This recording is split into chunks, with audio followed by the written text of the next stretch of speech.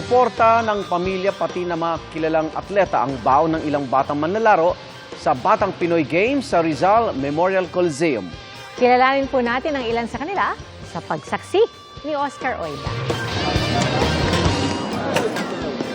Sa dalas ng kanyang bullseye, iisipin mong state-of-the-art at marahil pinakabago ang gamit na bow and arrow ng 9 na taong gulang na tubong naga na si Faye Yvonne Collantes. Nasa pool niya ang aming atensyon habang nangunguna sa 10 meters girl archery ng Batang Pinoy Games sa Rizal Memorial Coliseum kanina. Pero nang malapitan namin ang kanyang gamit na bow, nagulat kami. Bukod pala sa hiniram lang, luma na raw ito at kulang-kulang pa ang pyesa. Ayon na rin sa kanyang ama na tumatayo ring coach niya. Medyo malayo ang naga sa Maynila, tapos talagang kapos din. Kaya ginawa ko na lang paraan para lang may magamit yung anak ko. Unang-una yung sa clicker po, ganap na lang po ako ng stainless na ruler. Yun, nagsilbi ng clicker.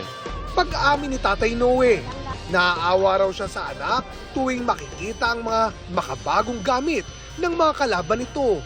Ang totoo nga raw niyan, noong una niyang turuang mag-archery ang anak, bow na yari lang sa PVC ang gamit nila.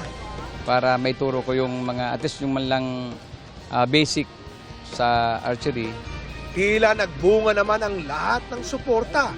Pagkat kanina, nakamit ni Faye ang gold medal para sa 10 meters girl archery. Nang tanungin si Faye sa sikreto niya, Kasi sila mama po, tapos si papa, si kuya rin po, archery rin, kaya nagaganahan po ako. patuloy naman ang pangunguna sa weightlifting competition ng Batang Pinoy, ang Team Hala-Hala Rizal na kinocoach ang mag-asawang Heidelin Diaz at Julius Naranjo. Kanina, wagi ng gold medal ang kanilang pambato sa 61 kg category na si King Renzo Memoracion. Habang bronze medal naman sa 55 kg category si Adonis Ramos. Para sa akin mahalaga yon na nakikita ng mga bata nandun pa rin ako, na sinusupport sila. Kasi syempre ako nandun ako sa taas pero bumaba ako kasi gusto kong influence sila, inspire sila. Para sa GMA Integrated News, Oscar Oida ang inyong saksi!